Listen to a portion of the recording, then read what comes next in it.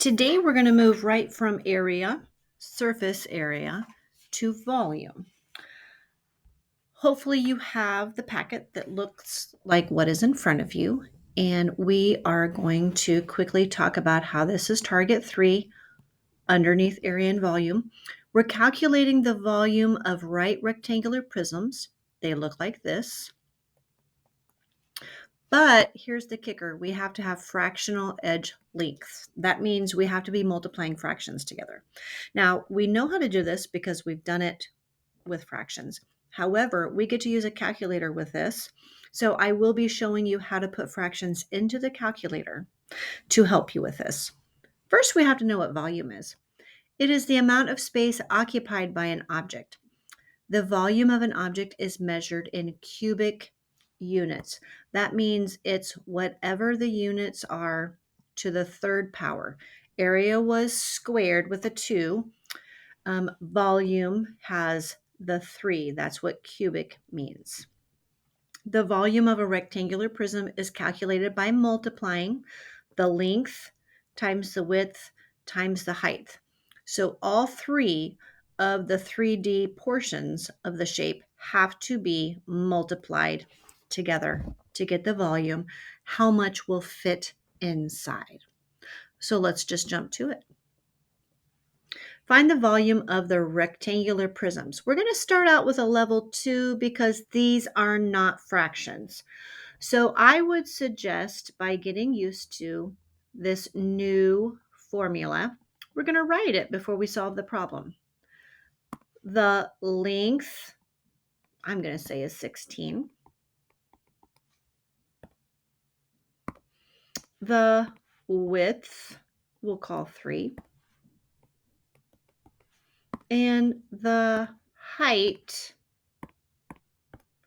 will be 9. Okay, so simply you just put this in your calculator. I'm going to go, let's see, I had a calculator pulled up earlier today, and let me see. This looks like your calculator at school, right? Let's see, will it let me just use the calculator? Probably not. Okay. We just won't worry about that. But you guys know how to do the simple multiplication into the calculator. So let's see what we get when we take 16 times 3 times 9. I get 432. They measured it in feet. Remember, it's cubic, which means we have a 3. Let's try the next one. Okay. We have something that says area right here. Okay, that means the area of what I just highlighted yellow is 63. Okay, that means that this is already the length times the width. Okay, the volume is length times width times height. So all we have to do is then take the height, which is 14, instead of the length and width, we're going to use what they told me. It also tells me that this is area because, do you see the feet squared right there?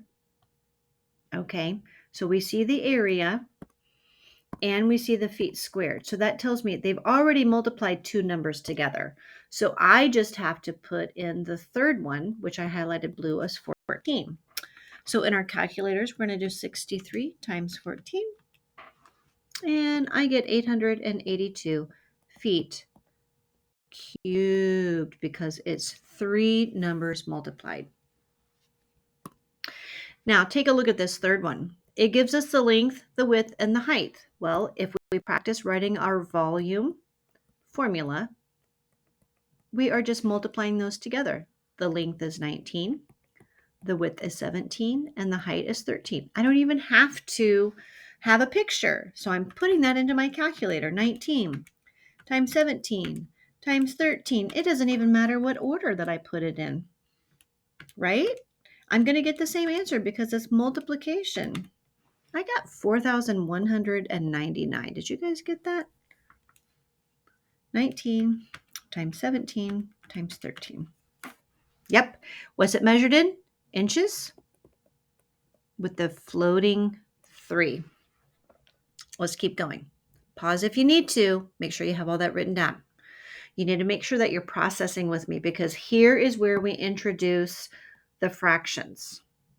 Okay, fractions. And then we have, that's 8 1/8. That's the area of the base. Okay, so we have to multiply fractions together. So the first thing that I'm going to do is write down the formula. Okay, so I know to find the volume, I'm going to have to take 3/4 times 1.5 times 1/2. Okay, now this is where I'm going to show you the button that you're going to need to become familiar with on this picture of the calculator that I pulled up. Okay, I need you to find this button right here. It says A, B/C. Okay, A, B/C. Find that on your calculator. That's what you're using to input the fractions. I'm going to write it up here. The A, B/C. Okay. So in your calculator, you're going to put that button, then the 3,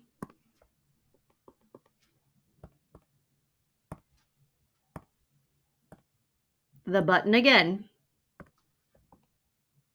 So button, hit the 3, then button, hit the 4, times 1, then the button, 1, button, 2, times button, 1, then button, 2. This is going to take some practice, okay? So what we're going to do is I'm really going to end the video and then we're going to practice just using the calculator for a while until you get used to using the A, B over C button, okay? And then we'll dive into doing the rest of the practice in this packet, most of which at this point, when you get the hang of the calculator, you will be able to do by yourself. Okay, so make sure that I know that you're done. Practice using that button and see if you can get the hang of it. Okay, good luck.